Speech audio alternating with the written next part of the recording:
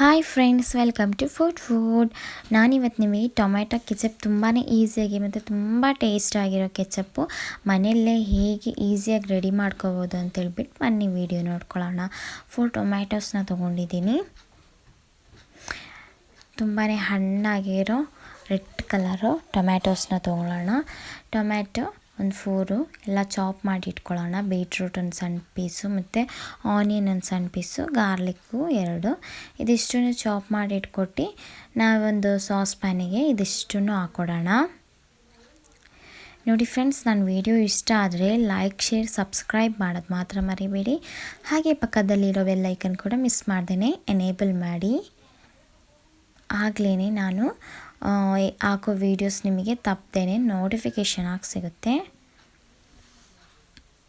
Miss ಮಾಡ್ದೇ ಎಲ್ಲರೂ try ಮಾಡಿ ಫ್ರೆಂಡ್ಸ್. ತುಂಬಾ ಈಸಿಯಾಗಿ ಮಾಡ್ಬೋದು.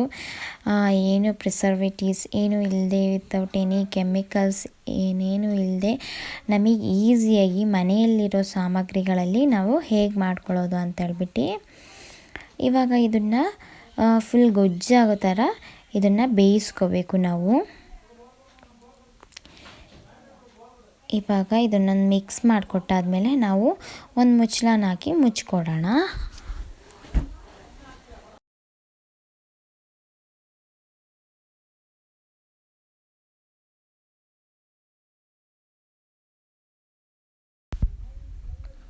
ಮುಚ್ಚಿಟ್ಟಾದಮೇಲೆ ಒಂದು 2-3 ಮಿನಿಟ್ಸ್ ಆದಮೇಲೆ ಓಪನ್ ಮಾಡಿ ನಾವು ನೋಡ್ಕೊಳ್ಳೋಣ.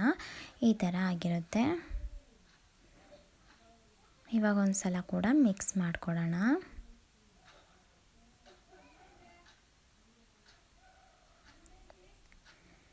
ಮಿಕ್ಸ್ ಮಾಡಿಕೊಟ್ಟಾದ್ಮೇಲೆ ನಾವಿದಕ್ಕೆ ಸ್ವಲ್ಪ ಸಾಲ್ಟು ಮತ್ತು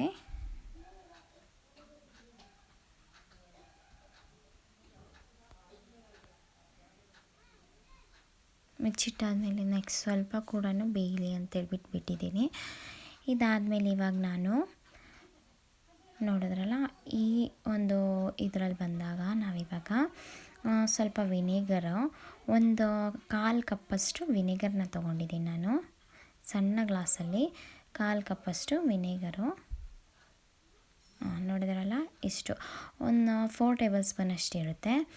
ಅಷ್ಟು ವಿನೆಗರ್ನ ತೊಗೊಂಡು ಆ ಒಂದು ಏನು ಒಂದು ಹುಳಿ ಬರುತ್ತಲ್ಲ, ಸೊ ಅದಕ್ಕೋಸ್ಕರ ಮತ್ತು ಇವಾಗ ಸಕ್ಕರೆ, ಸ್ವೀಟ್ನೆಸ್ಗೋಸ್ಕರ ಸಕ್ಕರೆ ಒಂದು 1/2 ಕಪ್, ಹಂಗಂದರೆ ಒಂದು 6 ಟೇಬಲ್ ಸ್ಪೂನಷ್ಟು ಸಕ್ಕರೆನೂ ಹಾಕ್ಕೊಳ್ಳಿ. ಅದಾದಮೇಲೆ ಒಂದು 1/2 ಟೀ ಸ್ಪೂನಷ್ಟು ನಾವು ಏನು ಚಿಲ್ಲಿ ಪೌಡ್ರನ್ನ ಹಾಕ್ಕೊಡೋಣ. ಅದಾದಮೇಲೆ ಸ್ವಲ್ಪ ಉಪ್ಪನ್ನು ಹಾಕ್ಕೊಟ್ಟು ಈ ಥರ ಎಲ್ಲದನ್ನು ಮಿಕ್ಸ್ ಮಾಡ್ಕೊಳ್ಳೋಣ. ನೋಡಿದ್ರಲ್ಲ ಇವಾಗ ಜ್ಯೂಸಿಯಾಗಿ ಎಷ್ಟು ಚೆನ್ನಾಗಿ ಬಂದಿದೆ ಅಂತೇಳ್ಬಿಟ್ಟು ಇವಾಗ ಇದನ್ನು ನಾವು ಒಂದು ಮಿಕ್ಸರ್ ಜಾರಿಗೆ ಹಾಕ್ಕೊಂಡು ಚೆನ್ನಾಗಿ ಪೇಸ್ಟ್ ಮಾಡ್ಕೊಳ್ಳೋಣ. ಈ ಥರ ಪೇಸ್ಟ್ ಮಾಡ್ಕೊಳ್ಳೋಣ. ಇದರಲ್ಲಿ ಬೀಟ್ರೂಟ್ ಇದು ಮಾತ್ರ ಸ್ವಲ್ಪ ಹಂಗಂಗೆ ಇದೆ. ಇದು ಇವಾಗ ನಾವು ಒಂದು ಸ್ಟ್ರೈನರಲ್ಲಿ ಹಾಕ್ಕೊಳ್ಳೋಣ. ಸ್ಟ್ರೈನರಲ್ಲಿ ಹಾಕ್ಕೊಟ್ಟು ಮಿಕ್ಸ್ ಮಾಡ್ಕೊಡೋಣ. ಇದು ಸ್ವಲ್ಪ ಸ್ಟ್ರೈನ್ ಆಗೋದು ಸ್ವಲ್ಪ ಕಷ್ಟ. ನಾವು ಒಂದು ಸ್ಪೂನಲ್ಲಿ ಚೆನ್ನಾಗಿ ಮಿಕ್ಸ್ ಮಾಡಿಕೊಟ್ರೆ ಬೇಗನೆ ಕ್ಲಿಯರಾಗಿ ಹೋಗಿಬಿಡುತ್ತೆ. ಅದಾದಮೇಲೆ ನಾವು ಈ ಪಾತ್ರೆನೇ ಹೀಗೆ ಒಂದು ಫ್ಲೇಮ್ ಆನ್ ಮಾಡಿ ಇಟ್ಕೊಳ್ಳೋಣ. ಜಸ್ಟ್ ಒಂದು ಸ್ವಲ್ಪ ಕುದಿ ಬಂದರೆ ಸಾಕು. ಚೆನ್ನಾಗಿ ಕುದಿ ಬರಬೇಕಂತ ಏನಿಲ್ಲ, ಕಂಪ್ಲೀಟಾಗಿ ಒಂದು ಸ್ವಲ್ಪ ಕುದಿ ಬಂದರೆ ಸಾಕು.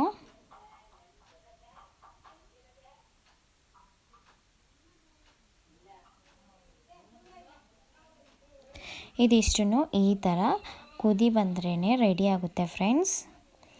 ಇವಾಗ ನಾವು ಫ್ಲೇಮ್ನ ಆಫ್ ಮಾಡ್ಕೊಳ್ಳೋಣ.